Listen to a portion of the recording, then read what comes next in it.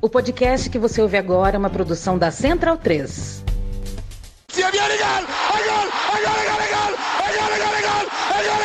Parte Pirlo!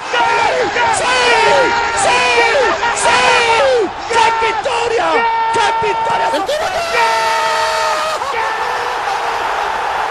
Non lo so chi ha segnato, ma chi se lo sa? Tardelli!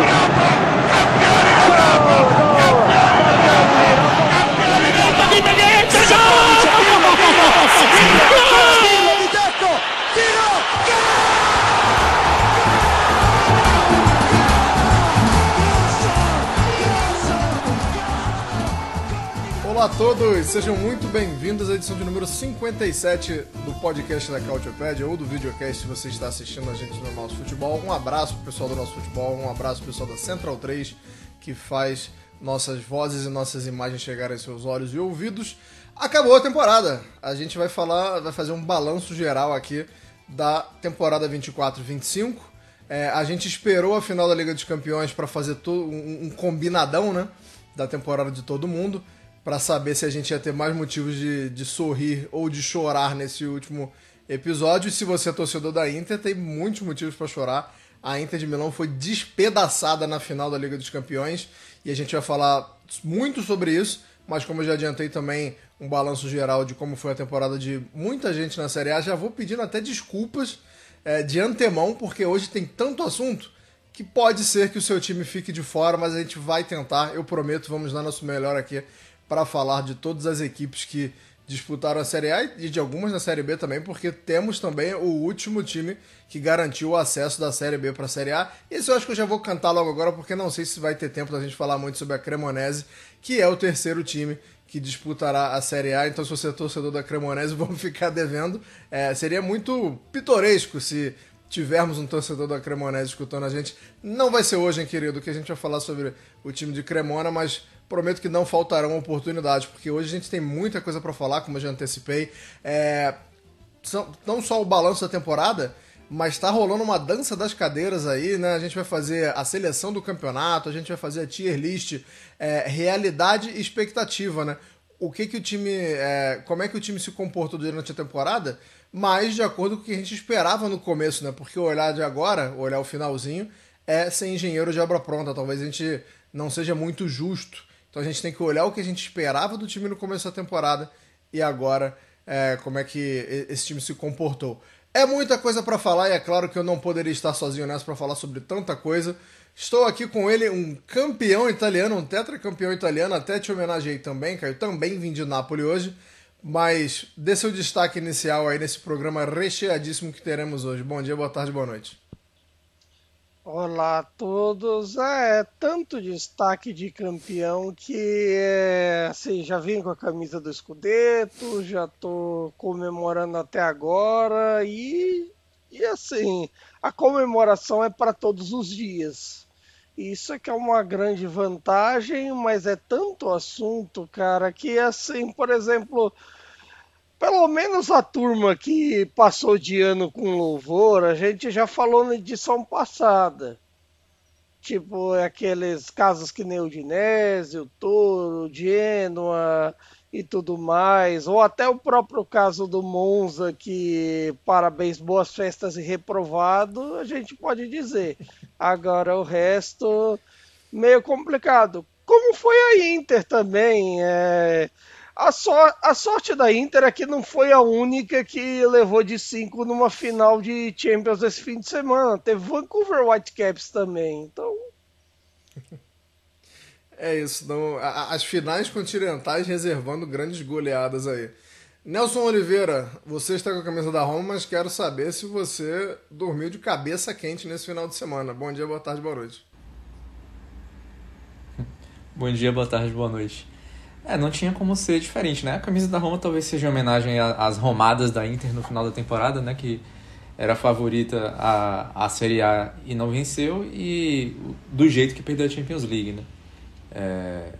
Obviamente ninguém esperava um 5-0 e acho que ninguém esperava principalmente que a Inter não entrasse em campo, né? A gente vai falar melhor daqui a pouco sobre a final e como esse desfecho pode significar muitas coisas para a próxima temporada da Inter, né? Que se tivesse perdido, sei lá, de 1-0, como foi contra o Manchester City, por exemplo, provavelmente a gente não estaria discutindo esse assunto, pelo menos não dessa forma.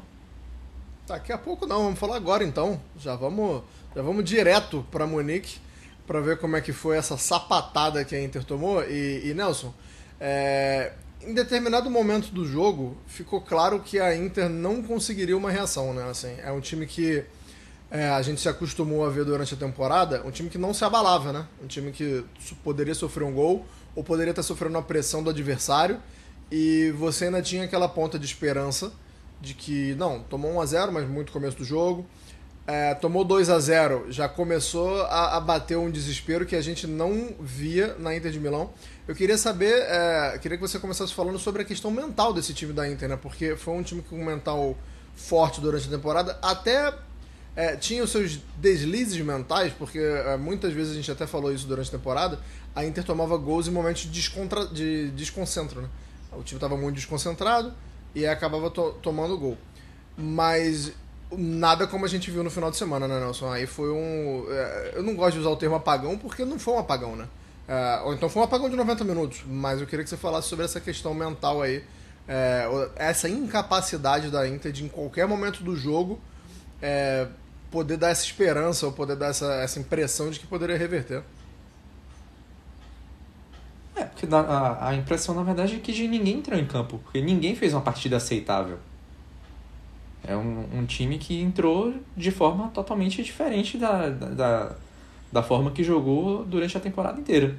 Mesmo nos jogos em que perdeu, por exemplo, na Série A, na Champions League, né, tinha sido uma campanha praticamente irretocável, né? Perdeu um jogo só pro Bayer Leverkusen com um gol sofrido nos acréscimos, ficou 370 minutos atrás, 370 segundos atrás no placar durante a Champions League inteira até a final, e tinha sofrido 5 gols até as semifinais.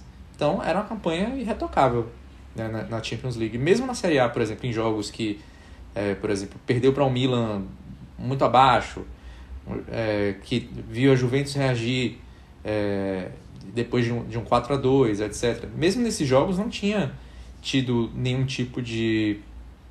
a gente não conseguia ver uma Inter tão mal quanto a que jogou no sábado. Quer dizer, jogou talvez seja até um exagero da minha parte, mas o Donnarumma fez uma defesa, a única defesa aos 77 minutos de jogo, né? A Inter não é um time que não se caracterizou na gestão do Inzaghi, principalmente nessa temporada, e na última também, né? Eu acho que talvez tenha sido a melhor temporada do Inzaghi no comando da Inter. Não se caracterizou por ser um time que não ataque, que não reaja, né? Como você mesmo falou. Enfim, o estranho é que se falou muitas vezes que a Inter estava concentrada na Champions League, principalmente depois que o favoritismo na Série A na reta final acabou passando para o Napoli. E onde é que estava essa cabeça na Champions League? Eu acho que talvez isso tenha um pouco... justifique um pouco o fato de a Inter não ter conseguido reagir. Eu acho que o time entrou com um pensamento, tentando colocar em prática o que tinha treinado, não estava conseguindo de jeito algum nos primeiros minutos, e depois que sofreu 2 gols em 20, algo que um time nunca tinha sofrido numa final de Champions League, o time acabou desabando. Eu acho que talvez o grande retrato dessa questão mental seja o Di Marco, né? Porque ele falha no posicionamento do primeiro gol, deixa a linha... completamente perdido. Não dá pra entender o que ele tava fazendo ali. Um posicionamento totalmente fora do padrão, acaba dando condição para os jogadores do PSG. O Doué, inclusive, também recebe sozinho, né? Também um erro de posicionamento do lado oposto. E no segundo gol ele simplesmente dá muito espaço, algo que ele já tinha fazendo, porque a temporada dele, essa reta final de temporada, principalmente na parte de marcação, é bem ruim. Dá muito espaço para o Doué e depois se gira de uma maneira estranha. Tipo, ele vira de costas quando o cara vai chutar. Não faz o menor sentido esse movimento dele. Então, depois disso, o time acaba desabando, né? E E o retrato disso é o Di Marco sendo substituído aos 50 minutos e sempre fazendo um sinal negativo com a cabeça, não por ter sido substituído, né, mas por estar entendendo que o time está totalmente fora de sintonia. E aí eu não sei o quanto o fato de ele ser torcedor da Inter declaradamente, se isso pesou muito na questão mental dele, né, de estar vendo ali o time para o qual ele torce estar sofrendo desse jeito. E enfim, totalmente irreconhecível, e isso é um problema, né? A gente vê a Inter ter perdido todos os títulos na temporada, mesmo tendo disputado todos até o fim. E a derrota final na Champions League pode precipitar algumas situações, né? Por exemplo, a gente via o Inzaghi sendo muito apoiado pela torcida, de maneira, assim, não vou dizer unânime, porque sempre tem as pessoas que ficaram muito abaladas com a perda do Scudetto do ano de 2022, que a Inter era a favorita e acabou perdendo após sofrer uma virada do Milan, né, no final da temporada, do jeito que perdeu também com a bobeira lá no jogo contra o Bolonha. Por acreditar que a Inter também deveria ter sido campeã em 2023, mas eu acho que isso é meio pouco fora do normal, porque o Napoli ganhou. Se tivesse sido a Juventus, talvez não tivesse ninguém falado isso, porque o Napoli acabou disparando, né? Mas enfim, imputa ao Inzaghi o fato de ter perdido esses dois campeonatos e mais o da temporada atual, que a Inter era bastante favorita e perdeu para um Napoli bem inferior, né? Que teve muitos problemas, que a gente já comentou aqui, de uma falta de reposição com o Kvaratskhelia, repôs com o Kvaratskhelia com o Okafor, o Billing, que já quase nunca jogava, fez o gol no empate contra a Inter, o Spinazzola sendo improvisado muitas vezes, enfim, um time que tinha, com Juan Jesus jogando de zagueiro durante boa parte da temporada, improvisando o zagueiro, enfim, um elenco bem inferior da Inter, e mesmo assim foi campeão. Então essa parte da torcida estava muito já nervosa com o Inzaghi, mas era uma minoria. Agora, depois do 5-0, essa parcela acabou aumentando muito, e isso pode fazer com que algumas decisões sejam tomadas de forma precipitada na minha avaliação, como se fosse aquela história de jogar a água do banho com o bebê junto fora. E também a gente tem outra questão, que o Inzaghi tem uma proposta na mesa, né, do Al Hilal, e isso também pode fazer com que até ele tome uma outra decisão que talvez, se tivesse vencido ou se tivesse perdido de outra forma, não tomasse.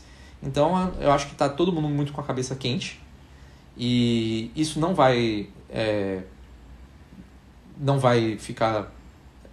mudar por muito tempo. Acho que a Inter vai ter que lidar com isso pelo menos até ganhar um próximo título, qualquer que seja, né? Quer dizer, assim, a Copa Itália não vai resolver esse problema, mas eu acho que ou ganhar uma Série A, ou novamente ir bem na Champions League, enfim, vai demorar para essa ferida ser cicatrizada, e talvez não seja cicatrizada com o Inzaghi no comando.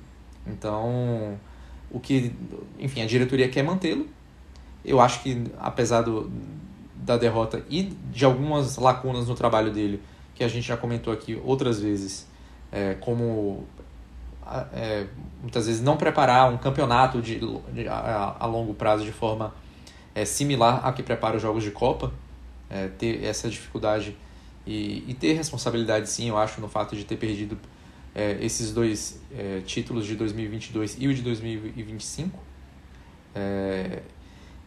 Enfim, eu entendo que ainda seja o melhor nome para manter a Inter competindo por troféus, principalmente porque, caso ele saia, vai ter que ter uma revolução no elenco, e a gente sabe que qualquer elenco que passa por uma revolução tem um tempo de adaptação. Vai ter um novo trabalho começando,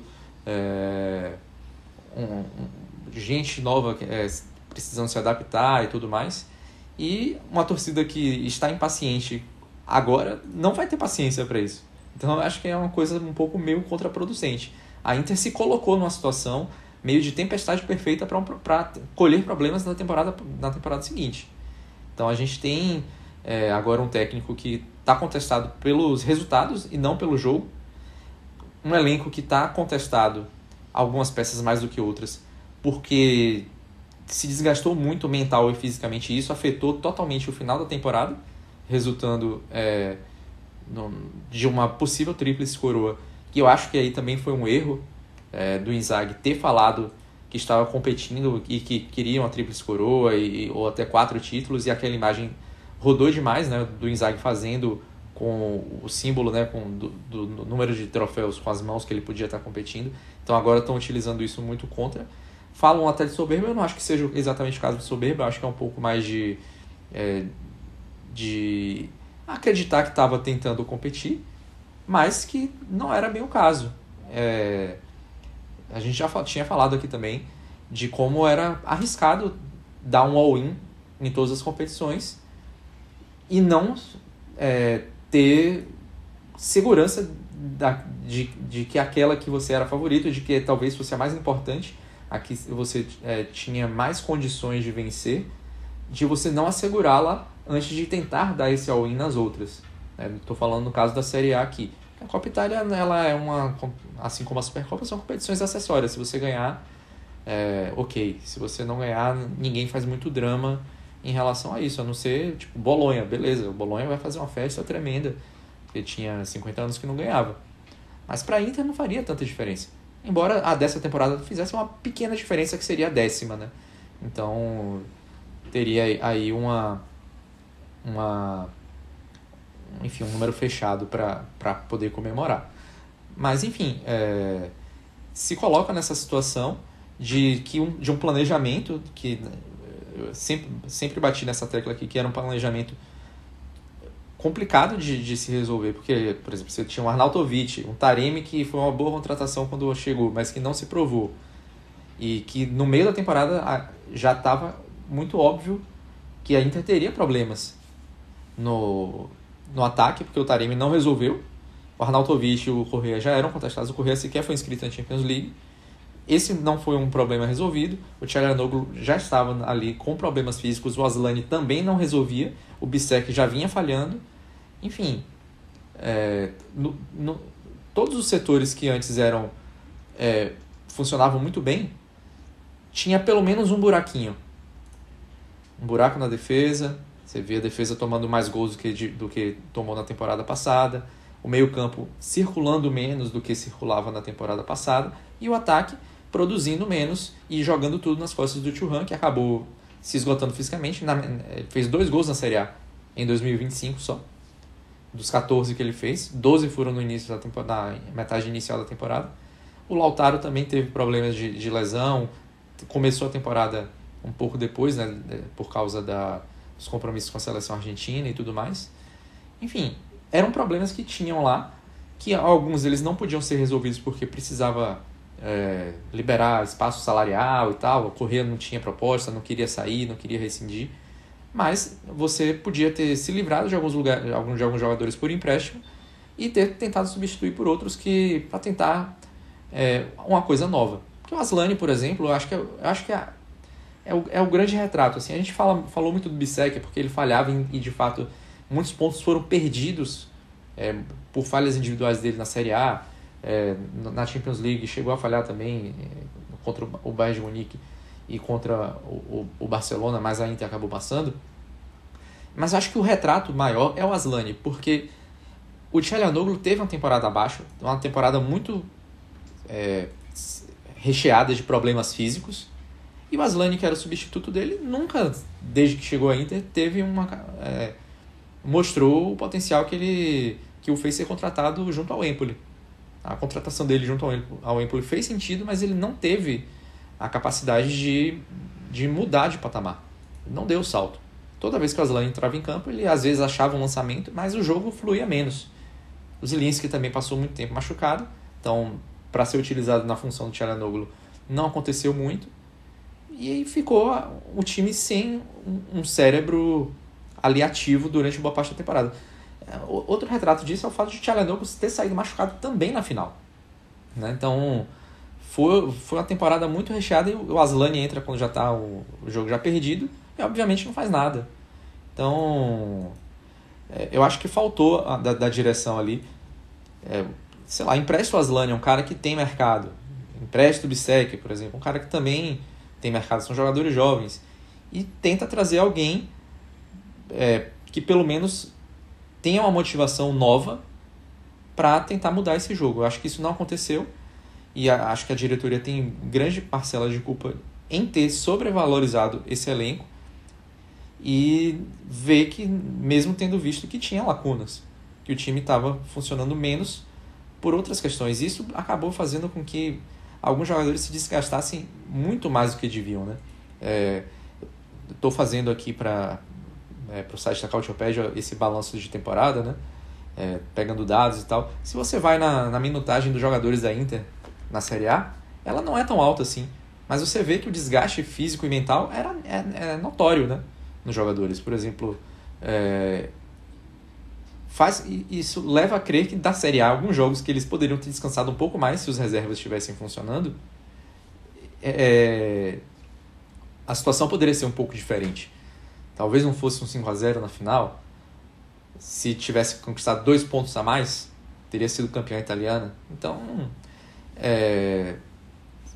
mínimos detalhes que fazem com que a temporada seja julgada, como o Barella falou, né? Se falou muito de percurso, né? Vamos aproveitar o percurso, aproveitar nossa trajetória. Foi uma frase que o Beppe Marotta, presidente, usou, que o Inzaghi também utilizou. E o Barella, depois da final, falou nitidamente: a derrota do jeito que foi apaga um pouco esse percurso.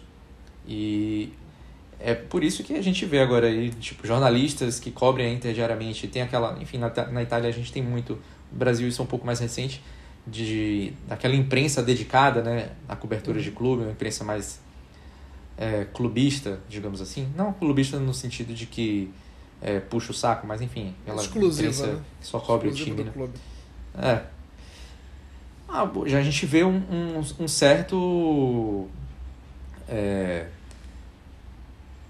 um clima esquisito, né? Um clima de mudança de pensamento muito rápida, porque essa final do jeito que foi provocou isso. Então muita gente que já defendia muito o Inzaghi, já defendendo menos, enfim, criou um ambiente de animosidade muito grande que um mês atrás não existia, né? Então a Inter vai precisar ter muita serenidade para preparar essa temporada. A temporada acabou porque a gente já tem uma janela de mercado abrindo, né? Porque a Inter ainda disputa o Mundial de Clubes em junho, né? Então, só que como tem essa janela, eu já interpreto que ela é mais uma competição de abertura de temporada do que de fim de temporada. Não sei, é uma coisa um pouco diferente, né? Uma coisa nova aí pra gente lidar. A gente encaixa o Mundial de Clubes na temporada 24-25 ou na 25-26 por causa dessa janela? Eu uniforme acho que oficialmente vai ser o dessa temporada. 25, mas eu acho que como os clubes vão tratar não é a forma oficial, né? Caio, eu queria que você desse seus palpites para, como o Nelson falou, acho que as coisas elas não vão ser decididas hoje ou amanhã ou depois de amanhã, porque é preciso serenidade, é preciso ter um olhar amplo para o que a Inter fez durante a temporada. Mas eu queria seus palpites aí, o que você acha que vai acontecer, até porque as declarações de Simone Inzaghi elas são muito contraditórias, né? Eu vi 2 declarações de Simone Inzaghi, uma dando a entender que ele ficava, né? Ele falou assim, não, vamos trabalhar, vamos ver o que a gente consegue tirar de positivo para trabalhar na próxima temporada, mas depois ele também já fala, não sabemos como é que vai ser, porque não sei se vou ficar, então assim, o ambiente está um pouco nebuloso, mas eu queria seu palpite do que você acha que vai acontecer em relação à montagem de elenco, em relação a como é que a Inter vai encarar esse Mundial, por exemplo, nessa Copa do Mundo de Clubes, se você acha que o time vai ter a paciência necessária, ou se a derrota foi tão pesada que a gestão de crise, digamos assim, da Inter tem que falar assim, não, a gente tem que agir rápido para tentar apagar um pouco, para tentar diminuir um pouco o que vai acontecer. Queria seus 2 tostões aí de palpite sobre o que você acha que vai ser esse fim da temporada e esse comecinho da próxima temporada, por favor. Essa intertemporada, né? Bom, nesse caso, eu acredito que essa situação do Inzaghi ficar só tem acontecido por um detalhe. Chegou a tal proposta do Al Hilal. querendo ou não, tipo, já na coletiva pra final mesmo, já a primeira pergunta que fizeram pro Inzaghi não foi sobre o PSG, etc. Não, foi tipo assim, chegaram na lata. E a proposta do Al Hilal? Na coletiva oficial, que foi repassada para vários países e etc. Simplesmente chegaram com isso. Quando você vem com essa situação, com tudo o que aconteceu, era um clima de fim de feira. Não digo da atuação do PSG em si, porque isso eu acredito que não afetou, mas ao mesmo tempo, eu fiquei com algumas impressões dessa reta final do campeonato que poderíamos dizer assim. Imagine você tendo que subir uma ladeira, você que mora em alguns cantos assim, de algumas cidades com morro e tal, você que mora em Brasília, Goiânia, esquece isso porque você talvez não entende direito. Mas, por exemplo, você mora em Salvador, mora em BH, no Rio, aqui em São Paulo, tipo assim... Se você mora numa região de ladeira, tem que passar por uma ladeira, você tá cansado, você vai tentar subir isso? Não, você vai tentar pegar um ônibus, pegar um aplicativo, pegar um mototáxi, que tá uma briga desgraçada aqui em São Paulo, mas assim, você vai procurar uma maneira de, digamos assim, atenuar esse cansaço. A Inter, em diversos momentos dessa reta final, pareceu também assim uma equipe que, assim, o cansaço não deixava lidar com as dificuldades direito. E as situações acabaram que, assim, acelerando os problemas, acelerando algumas questões físicas. O elenco talvez se provou mais curto do que a gente imaginava. É bem verdade também que acredito que acredito também que algumas situações foram potencializadas com o tempo, a própria final também. À medida que alguns foram saindo muito rápido, até o Bissek, que é um problema, sentir lesão, acabou que desconfigura a ideia defensiva e faz com que os outros gols ali, tanto do Kvaratskhelia quanto do Mayulu, tenham sido um pouco de fim de feira ali nas questões. Então, eu parei de analisar o jogo no 3x0, Caio, sinceramente. Depois do 3x0 não foi mais jogo, né? Não, cara, sinceramente eu acho que assim, o jogo é um todo, porque querendo ou não, quando você tá numa situação mais complicada, tem algo que você precisa levar em conta, a honra. Porque nada, esse 5x0 que aconteceu vai ficar na história como a maior goleada da história de uma final de Champions League. Toda vez que alguém chegar e lembrar, qual foi a maior goleada, quando alguém pesquisar no Google, quando alguma coisa acontecer, até alguém levar de 6, vai ser PSG 5, Inter 0, 31 de maio de 2025, Allianz Arena. Então, querendo ou não, toda essa situação aí, tudo o que aconteceu, é isso. É isso. Então, assim, querendo ou não, cara, fica uma situação de tipo assim, na hora das contestações com o Inzaghi, tipo assim, fica uma situação, é muito comum na Itália acontecer de, assim, por exemplo, alguém ganha a Copa, o outro ganha o Scudetto, a Copa você mete, você sabe onde. A Champions, quando o Milan ganhou e a Inter ganhou o Scudetto, não, o Scudetto mete onde? E agora, o torcedor da Inter vai ter que dizer o quê? depois de tudo que aconteceu, meio que assim, querendo ou não, quando você chega longe assim, meio que há uma promessa, há uma mobilização. Depois de tudo, de terem dito, assim, do mundo inteiro, você ouviu em podcasts em português, com a voz desse que vos fala, de todo mundo, em inglês, espanhol, italiano, francês, todas as línguas que a Inter era o melhor elenco. Agora ela sai sem nada. Como é que o interista vai dizer pra gente que, tipo assim, o que aconteceu? É aquele negócio, quem Ela ganha sai comemora, sem nada quem e perde atropelada, né?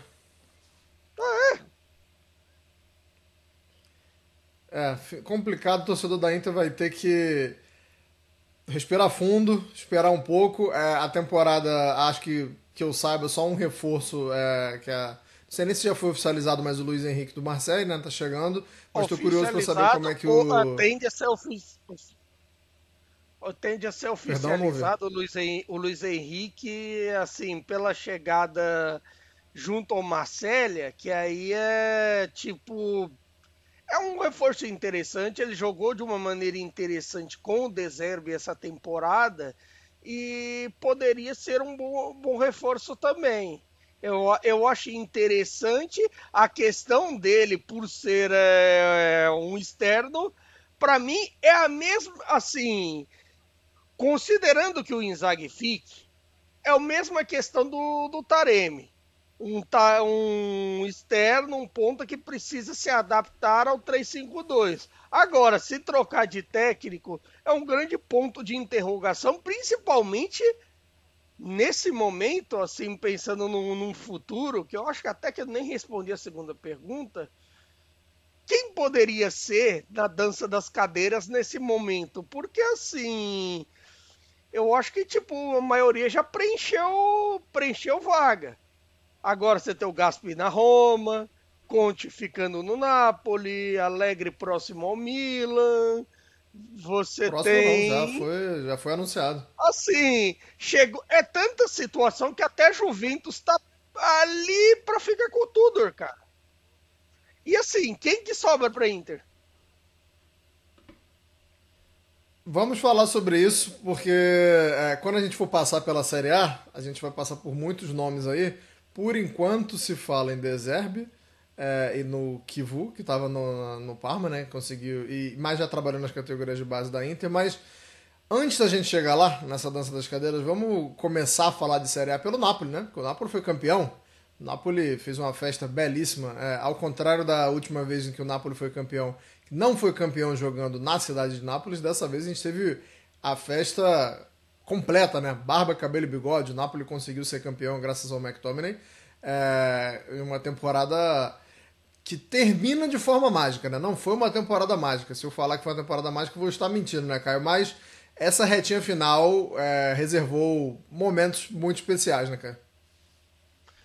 Momentos muito especiais. A graça disso é que, efetivamente, eu acredito que até o jogo com o Torino, o pessoal não esperava tanto, não sonhava tanto. Tudo bem que todo ouvinte deste podcast, toda pessoa que me conhece, sabe que eu sou o fundador número 1 da torcida napolilista do mundo. Que assim, eu sempre costumo ser pessimista com as coisas e tudo mais. É bem verdade que assim, a situação de elenco acabou gerando tudo isso, por virtudes e defeitos do Conte e tudo mais, mas querendo ou não, talvez assim, dos títulos do Conte e até do próprio Napoli seja talvez o mais milagroso. Por conta das situações envolvidas, de um elenco que chegou numa reta final com um zagueiro improvisado. Tudo bem que o Oliveira já não é um estranho no ninho na defesa. Ele já faz isso volta e meia com o Bielsa na seleção uruguaia, mas 2 zagueiros já é uma diferença. E mesmo assim, conseguiu uma defesa segura, querendo ou não também, você teve a volta do David Neres na reta final, mas faltou gente. um dos sujeitos que decidiu para Inter, ou contra a Inter no caso, o Kvaratskhelia, fez falta na reta final. Querendo ou não, assim, você ganhar quando perde o melhor jogador por saída. Você ganhar quando perde o seu melhor zagueiro porque o zagueiro se machucou. Você ganhar quando perde o seu motorzinho na troca de passes, que é o Lobotka, por lesão na reta final. É uma façanha e tanto.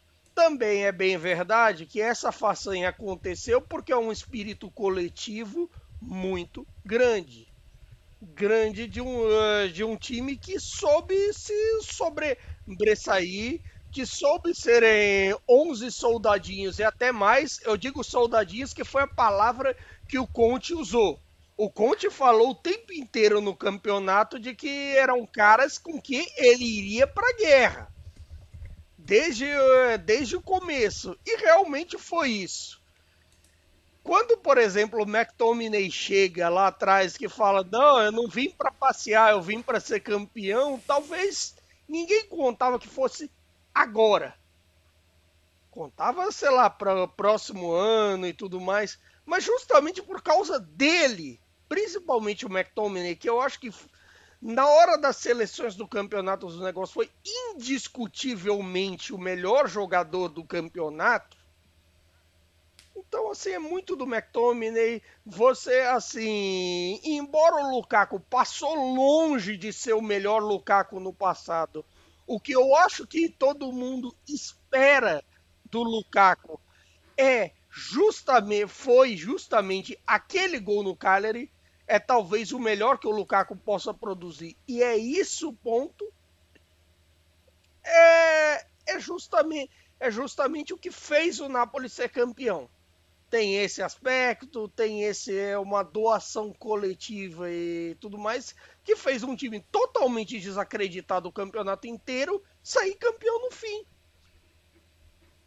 Então, assim, por isso a festa, de certa forma, se não é uma festa tão aguardada, tão assim, de certa forma deliciosa, porque foi o campeonato todo, foi de uma forma incontestável, e em pontos corridos você tem uma coisa assim, de tipo, quando a festa é incontestável, você vai comemorando todo domingo, de certa forma. Esse tinha uma ânsia assim que eu vou confessar que meus colegas de firma quase me acudiram antes do jogo do Cagliari. O mesmo caso com o Parma e tudo mais, mas assim, querendo ou não, você tem uma ansiedade, mas ao mesmo tempo sabe que pode dar qualquer coisa. Agora, esse, pela beleza e tudo mais, acabou sendo algo tão inesperado quanto gostoso. E o lado bom também, que de certa forma a festa acabou mudando muitas coisas. O cabinho ali no mar ali do Golfo de Nápoles, que foi lindo e tudo mais. A festa na rua, que assim, festa com a torcida. Existe festa e existe festa com a torcida do Nápoles e com o povo napolitano, que é outra coisa. É outra coisa, é outro padrão, é outra qualidade, é outro negócio. A torcida do Napoli é a razão desse clube existir, é essa beleza. E, assim, falando de um aspecto pessoal, é uma das razões pela qual eu sou apaixonado por esse clube. E dito isso, eu acho que isso acabou mudando um pouco a ideia do Conte. É importante você pontuar um aspecto. O Conte talvez tenha feito ali, eu acredito assim, para explicar essa ideia para todo mundo, o efeito Juventus na história e tudo mais. Eu acredito que assim, o Conte como ídolo eterno, como um cara que tá na calçada da fama da Juventus, com certeza ali para janeiro, fevereiro, ele deve ter falado ali com o Elkan, presidente, chegado assim: puxa, os caras me venderam o principal nome, tá? Eu tô aqui com o time quebrado de lesões e tudo mais, não vai dar para competir e tal. Aí o Elkan, então você sai no fim do ano, né? Eu tô aqui rodando com o Mota, com o Thiago Mota, será que faz? Talvez, a gente vê isso aí e tal. Só que aí chegou março, o tempo foi passando, o Napoli foi sabendo disso, aí deixou rolar. Deixou rolar. Aí chegou março, aí ele viu, opa, dá pra ganhar esse campeonato com o que tem aí. E foi indo, chegou, mesmo com todas as lesões e tudo mais, a Inter tava com problema, a Atalanta saiu da briga, então aí as coisas foram chegando, o Napoli chegou na liderança e tudo mais, e tem um certo porém, que de certa forma,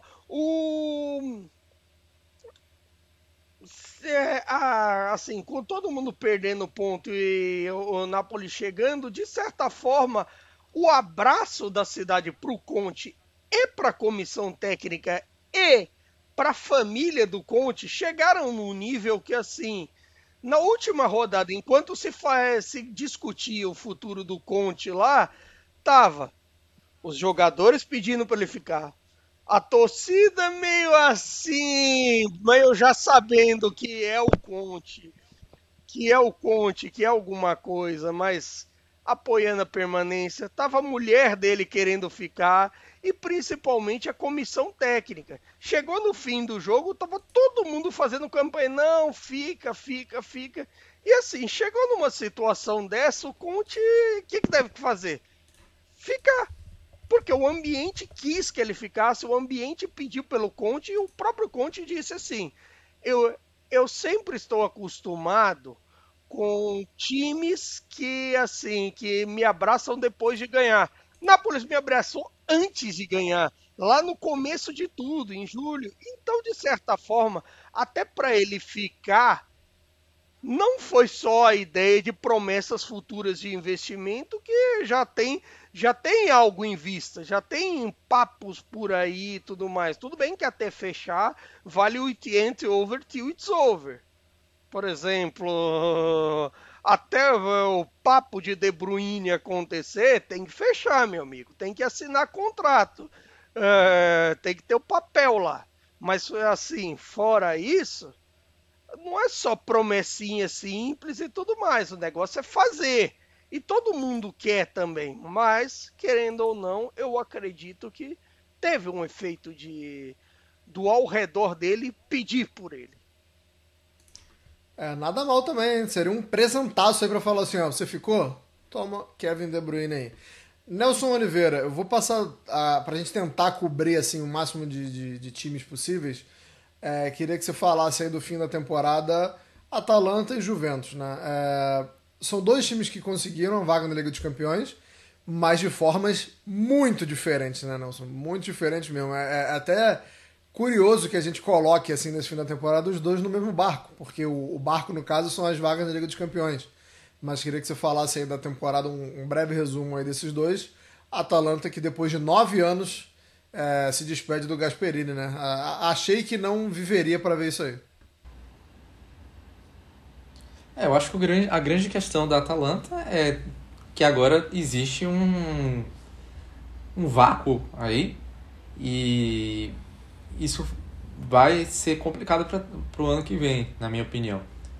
Enfim, o Gasperini, ele gosta de falar muito, né? Porque não é dado por certo que a Atalanta é obrigada a ir para a Champions League. Pô, cara, você tá aí há 9 anos, seu trabalho é bom. Acho que tudo bem, a Atalanta mudou de patamar, mas já tá dando para exigir que ela tem que se classificar para competições europeias toda temporada, sim. Ou você não confia no seu trabalho o suficiente para isso? Enfim, confia sim. Ele é bem arrogante, inclusive. Só que ele gosta de falar isso para poder se valorizar, né? E eu acho que agora existe um vácuo aí. Isso pode fazer com que alguns jogadores queiram sair, ou que outros queiram permanecer, já que também o Gasperini gosta de brigar com algumas pessoas, né? Mas eu acho que isso coloca algumas incertezas, né? Primeiro que a gente não sabe quem é que vai chegar para o lugar. E quem chegar para o lugar não vai ter a estatura do Gasperini dentro do clube. Então eu acho que ele fez o que se esperava. tentou competir pelo título da Série A, não foi possível, o Atalanta acabou perdendo o gás no final. Não que a torcida achasse que isso era possível, brigar por um Scudetto, porque, como a gente já falou aqui, a Inter era realmente favorita e não se colocava a Atalanta na briga com a Inter. Vale lembrar que a Atalanta tomou 4 da Inter no início da temporada. Então, a gente via que eram 2 times no início da temporada em patamares diferentes. Quando a Inter foi rateando um pouco mais, a Atalanta se colocou ali na briga. Mas sempre foi aquele time ali para ficar entre a terceira e a quinta, sexta posição. É um elenco que é grande. A gente até já comentou, se eu não me engano, até o Caio falou que achava que o elenco da Atalanta era melhor, por exemplo, do que o do próprio Napoli. E mais um motivo para dizer que o Gasperini está querendo vender um peixezinho ali ao dizer que não era muita obrigação dele se classificar para a Champions League. Enfim, tem o Retegui aí, acho que a Atalanta vai ser a próxima. A Atalanta vai ter muito de construção em volta dele. O Scamacca vai voltar de lesão, vai ter que batalhar pelo seu espaço. O Lookman a gente não sabe se vai ficar. E o Ederson também, outro jogador que pode sair, né? Interesse de outros clubes. A se destacar também é o fim da passagem do Rafael Toloi por Bergamo, né? Um cara muito importante por lá, capitão da equipe. Também outro que encerra o ciclo. Então a gente vê aí um vácuo no vestiário na parte dos jogadores e também um vácuo na parte do comando, né? Então a próxima temporada da Atalanta pode ser uma temporada ali meio de período sabático, talvez, né? Uma temporada provavelmente vai ser um pouquinho mais complicada, mas que também vai ter dinheiro em caixa. Para as ambições da Atalanta deve ser suficiente. O projeto não deve mudar no sentido dos jogadores que deve contratar, os jogadores que devem sair para financiar também essa chegada dos novos jogadores, mas fica essa dúvida por quem vai comandar. A mesma dúvida que existe na Juventus, né? A Juventus vai ficando sem opções, vai para o Mundial, para a Copa do Mundo de Clubes com o Igor Tudor no comando e talvez saia de lá, independentemente do resultado, com ele também no comando. Algo que a torcida não queria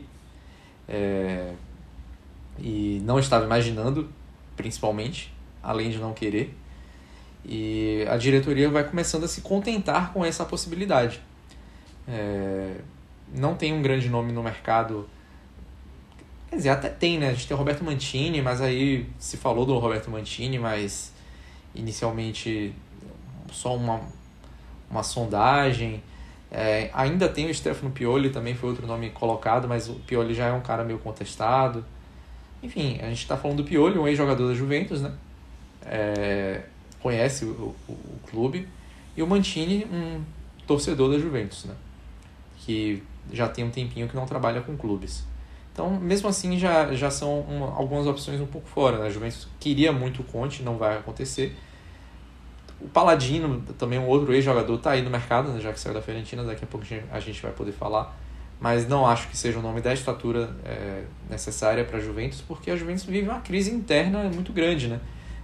Provavelmente o Giuntoli, o Cristiano Giuntoli, vai sair do clube, né? A Juventus já anunciou um novo diretor-geral, que é o Damien Comolli, ex-Tottenham, foi presidente do Toulouse.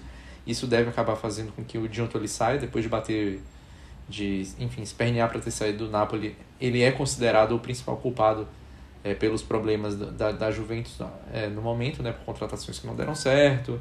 Enfim, é meio milagroso a Juventus estar aí, né, nessa quarta posição. Isso mostra muito o quanto a Juventus, ao contrário da Inter, muitas vezes é pragmática e consegue dar cabo dos seus objetivos, mesmo quando não está vivendo os melhores momentos, né? Embora o objetivo da Juventus não tenha sido necessariamente ser quarta colocada, né? A Juventus acho que entrou no campeonato para lutar pelo título, né? Acho que era isso que se acreditava quando foi buscar Kopp Meiners e Nico Gonzalez e outros jogadores. Isso não foi possível, mas depois, quando isso ficou evidente que não era possível, logo no início do campeonato, a Juventus rapidamente conseguiu manter o objetivo mínimo, que era jogar a Champions League, porque é isso que faz com que o time tenha a capacidade de arrecadar mais dinheiro, né? Então, a ver o futuro do Vlahovic. Muito provavelmente não permanece. O Kolo Muani também é indefinido, né, já que ele está emprestado. É um jogador que teve um impacto muito grande, né? Fez 15 jogos na Série A, 8 gols. Então, acho que tendo grana para bancar a permanência dele, seria um nome que faria sentido permanecer no projeto, independentemente de qual seja o técnico. E acho que o elenco da Juventus, apesar de alguns nomes muito contestáveis que chegaram, por exemplo, o Kelly, o Douglas Luiz, que acabou não dando liga, né, e meio que já entrou em rota de colisão, acho que não permanece.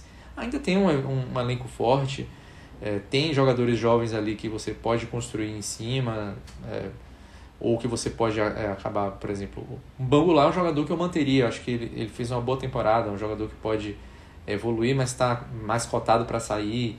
Enfim, tem alguns nomes ali que você tem como construir um elenco em cima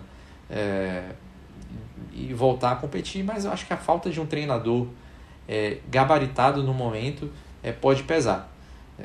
Eu acho que a Juventus termina a temporada ainda com muitas dúvidas e isso deve afetar também a temporada seguinte.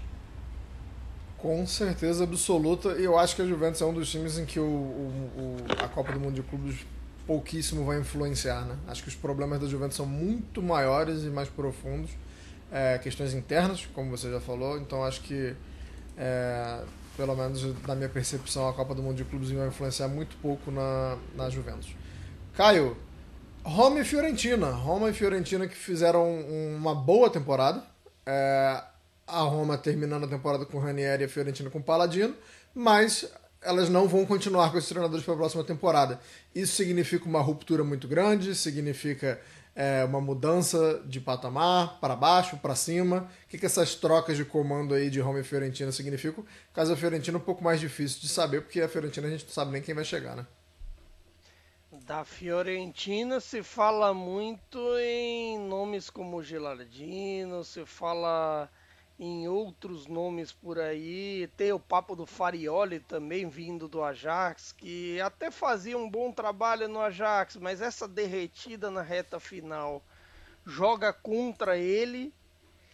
E assim, de certa forma, esses nomes não seriam um choque do bom trabalho do Palladino, que nada foi a melhor campanha da Fiorentina nos últimos tempos.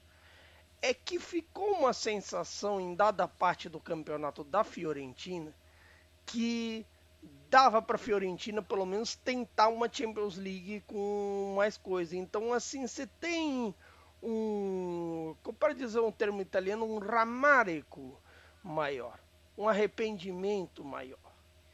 Não é o caso da Roma. O caso da Roma, de certa forma, em vista ao nada, a situação de escombros que o Ranieri pegou, meio de super-herói, agora você pode dizer, há um time, há um caminho, há uma promessa, de certa forma.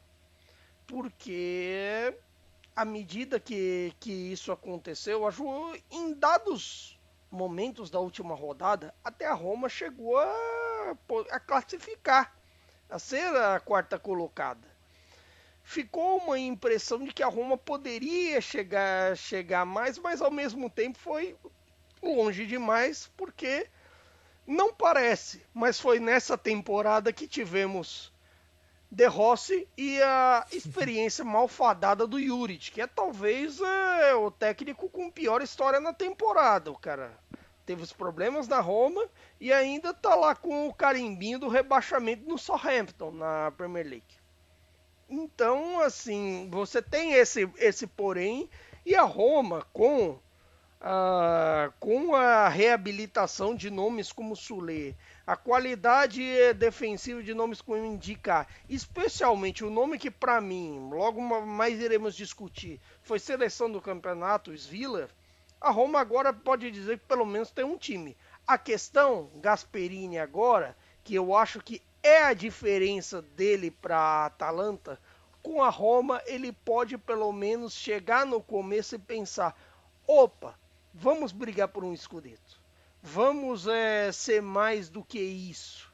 de certa forma, não sei se foi a Atalanta que não quis brigar, ou assim, de certa forma ele estava pensando pela cabeça dos jogadores, de tipo assim, o Lukman mais pensando aqui e ali, outro mais pensando em outra coisa. Com a Roma, querendo ou não, eu acho que ele imagina que possa virar candidato, que possa querer o Scudetto, que em dado momento pareceu que ele quis, mas parte da Atalanta não exatamente quis, e até curioso levar em conta que a Atalanta pôs um pouco da vaga que parecia meio antecipada a perder, porque curiosamente no momento que ela passou a ter um jogo por semana, diferente do resto, foi o momento que ela começou a cair de desempenho.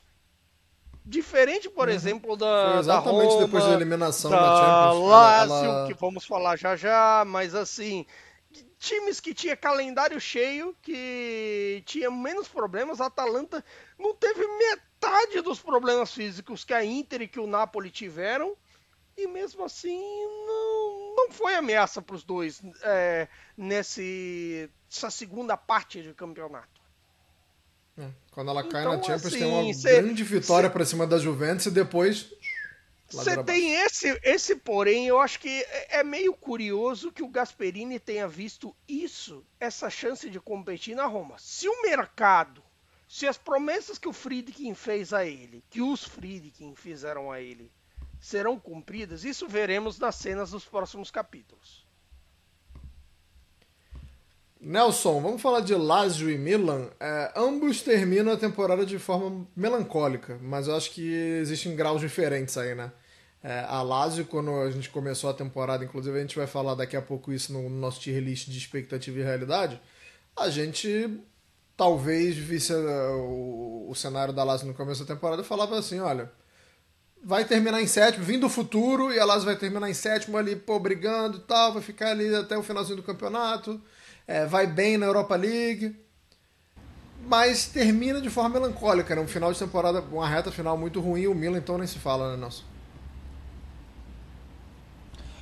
O caso da Lazio, a gente até colocou a Lazio como uma potencial surpresa, e ela estava fazendo por onde na parte inicial da temporada, né? Chegou ali a brigar ali pelo G4, um tempão ali. Na verdade, terminou brigando pelo G4, porque a gente... Posição é uma coisa triste, né? Se você for pensar. A Juventus teve 70 pontos, a Lazio 65. A Lazio podia ter passado a Juventus na última rodada, mas a Lazio perdeu e a Juventus ganhou. Ponto final.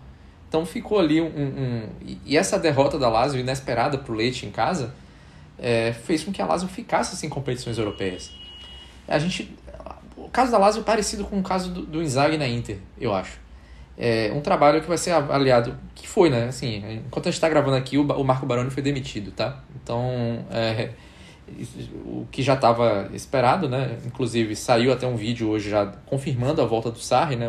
O Angelo Fabiani, diretor esportivo da Lazio, meio surpreendido numa ligação telefônica, confirmando a volta do Sarri para a Lazio. E, enfim, acho que o Baroni acaba sendo meio julgado pela reta final da temporada, pela eliminação inesperada, né, contra o Bodo Glimt. O Bodo Glimt jogou bem, beleza, fez um ano legal ali na Liga Europa, mas a Lazio era mais forte, tinha que ter passado.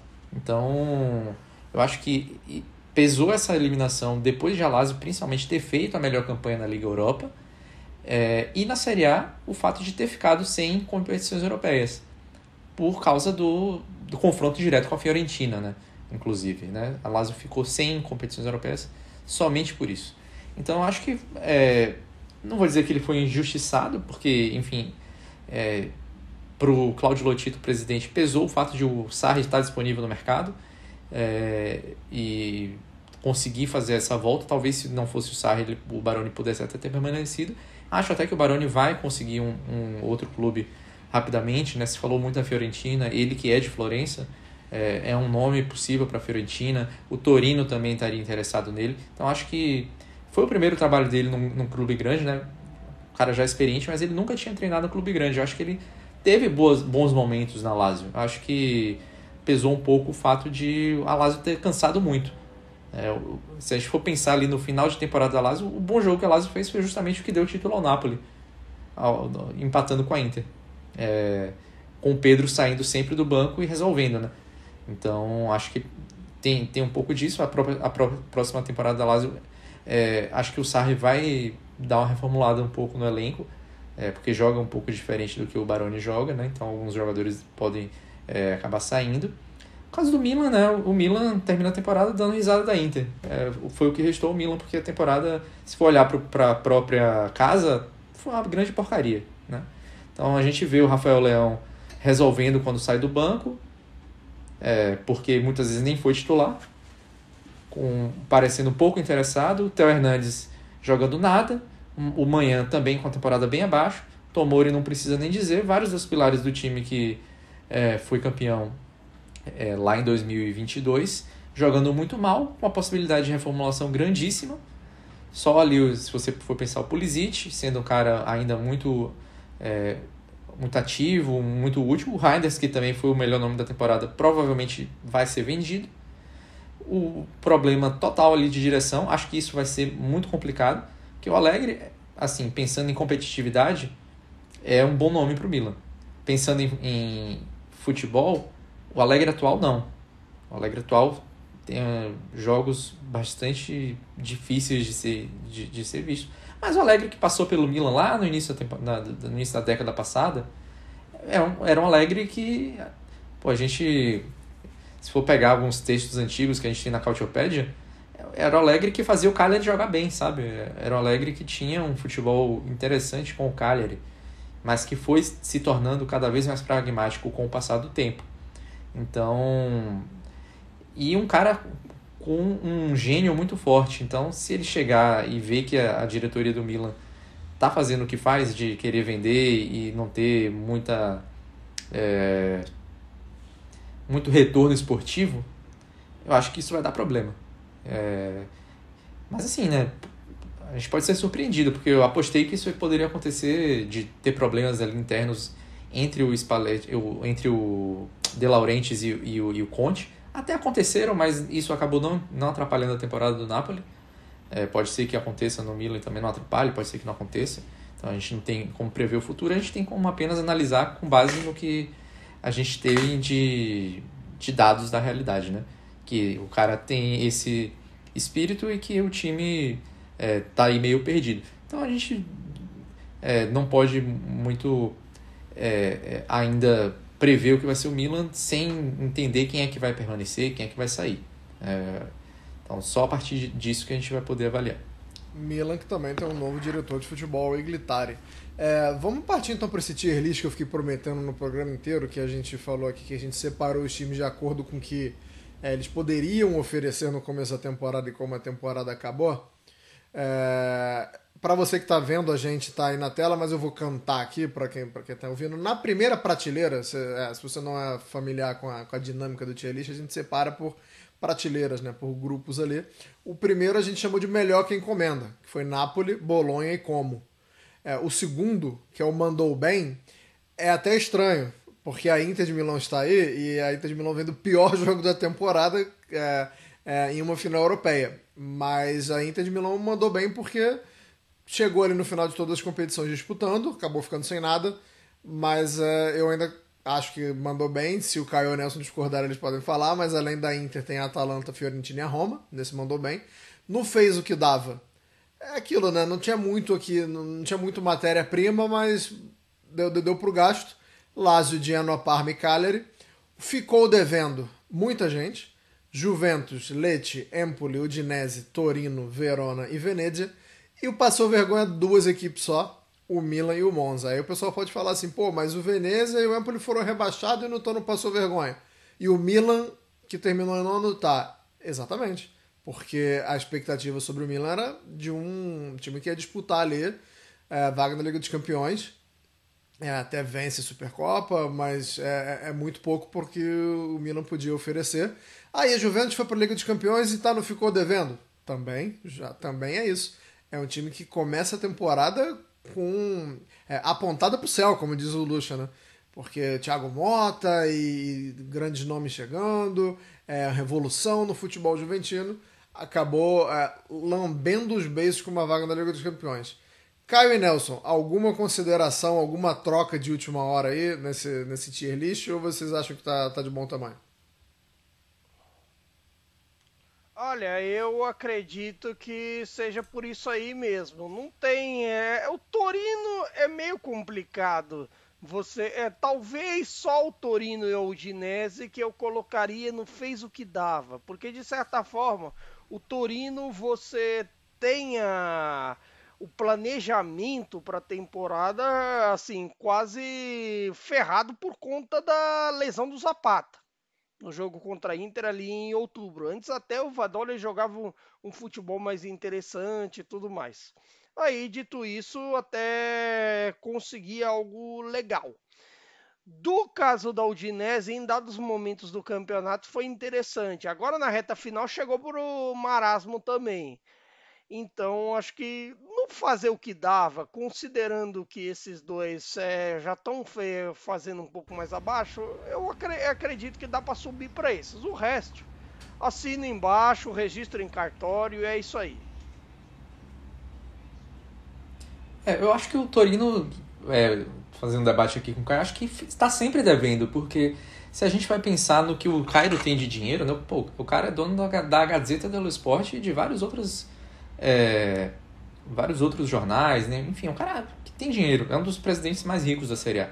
E vamos lembrar, o Torino é um dos times com mais títulos da Série A que tem, né? Eu faço uma divisão um pouco diferente, né? Do que se costuma fazer habitualmente, de que é time grande e tal. Eu faço assim, tem 3 gigantes na Itália, que são Inter, Juventus e Milan. Tem os grandes, né? Você tem Napoli, Roma, Fiorentina, e eu ponho o Torino nesse grupo. Porque o Torino é um time que tem muita história, é um time que tem título pra caramba, e tá há muito tempo aí sem nem brigar por uma competição europeia. Eu acho que isso é muito pouco. O Torino chegou a liderar a Série A depois de muito tempo. A gente até fez um programa especial sobre isso aqui, lá no início da temporada. Mas está sempre devendo, porque o Zapata se lesiona no início do campeonato, e quem chega pro lugar dele? Ninguém. Para não dizer que não chegou ninguém, o Torino contratou pro ataque o Amine Salamá. Sabe quantos jogos ele fez? 0. Então, assim, tá sempre devendo. Então, fica difícil, né? Aí você vai comparar com o Como, que é a propriedade mais rica da Série A hoje em dia. O Como ficou na frente do Torino, mas fez uma temporada durante grande parte dela lá embaixo, e fez o que no meio da temporada? Contratou o Duvicas, que poderia ter ido pro Torino. O Torino tinha dinheiro para contratar o Duvicas, por exemplo. O Duvicas foi reserva, nem mudou muito, fez um golzinho ou outro, fez algumas boas partidas, né, Duvicas e Celta.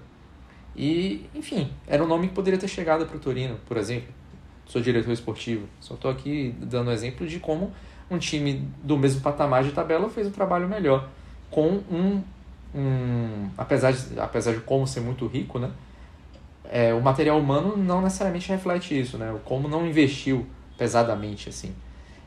E o trabalho, a gente tem que elogiar o trabalho do Cesc Fábricas, que é um dos nomes cotados, talvez o mais cotado para a eventual sucessão do Inzaghi na Inter, né? E você compara o Torino com o Bolonha, por exemplo, são times do mesmo patamar, também coloca o Bolonha ali como time grande, né? São times que têm praticamente a mesma quantidade de títulos da Série A. O Bolonha está aí, ano após ano, fazendo bons trabalhos, e culminou esse ano com o título de Copa Itália, que não vinha há 51 anos.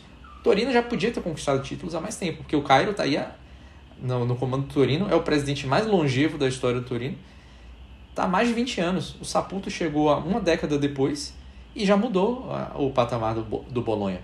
Torino não, fica no marasmo, não à toa, nesse ano, durante as celebrações, né, pela tragédia de Suberga, que matou o Grande Torino, né, o maior time da história do Toro. O Cairo simplesmente sumiu, ele não apareceu. Ele foi num horário fora enfim, das celebrações, onde não tinha ninguém. Foi lá e fez uma postagem nas redes sociais, e todo mundo começou a descer o cacete nele. O Torino fez o quê? Fechou as postagens para comentários. Então a torcida tá certa demais em querer. O cara tá fugindo, pô. Parece político brasileiro que não tá. Que tem contas a prestar e não consegue nem sair em público, que vai ser achincalhado pela torcida. Que é isso? Mais ou menos por aí, gostei do exemplo, hein? Vamos para a seleção do campeonato, então. A seleção do campeonato, a minha e a do Nelson foram muito parecidas. A que vai para a tela é a do Nelson, porque é o Cautioped é ele, né? O doutor Cautioped é o senhor Cautioped é ele. Eu vou dizer que a minha seleção era um pouquinho mais ofensiva e no lugar do Barella eu fiz um meio campo com 3, fiz com Anguissa, Henderson e McTominay. E na minha seleção eu colocaria o Orsolini, um pouco mais avançado, para fazer para complementar com essa dupla aí, Kim e Reteg. Para quem está só escutando a gente, eu vou cantar a seleção oficial, que é a De Gea, da Fiorentina, no gol, Dumfries, da Inter, Ramani, do Napoli, Bastoni e Di Marco, ambos da Inter, Anguissa, Napoli, Barella, Inter, Reinders, Milan, McTominay, Napoli, Reteg, da Atalanta e o Kim, da Fiorentina. E como eu disse, essa é a seleção do Nelson oficial, e a minha teve o Orsolini aí no lugar do Barella.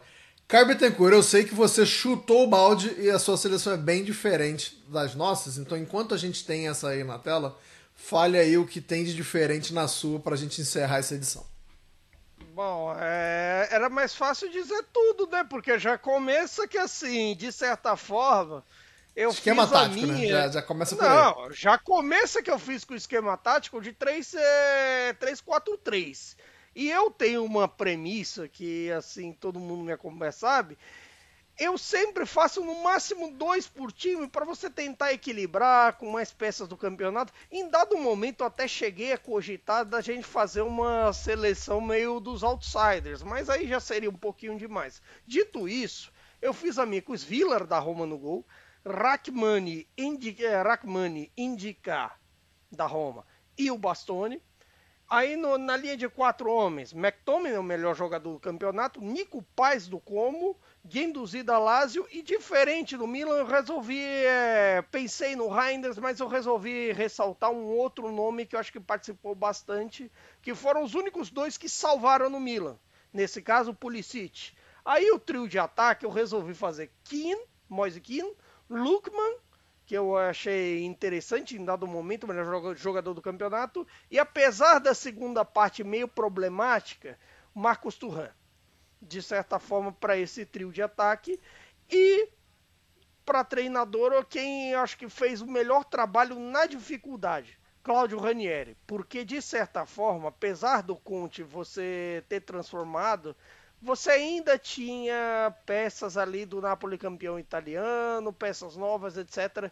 O Ranieri fez isso trocando pneu com o carro andando, estando aposentado e numa situação em que a Roma estava mais perto da zona de rebaixamento. Zona de rebaixamento que, de certa forma, não era o lugar da Roma. A gente esperava isso para quem esteve lá, para quem ficou lá, que era o caso do Empoli e o caso do Venezia, de certa forma. Apesar do Venezia, talvez merecesse ali uma melhor sorte, talvez. Eu gostei da sua analogia do Ranieri na Roma. O carro estava sendo apedrejado também, né? Porque a torcida da Roma, além cara, do carro, os carros estavam igual Paris depois da festa do PSG, cara. Tava igual Paris depois... Não, se bem que Paris é assim, Paris tem fogo em carro dia sim, dia também.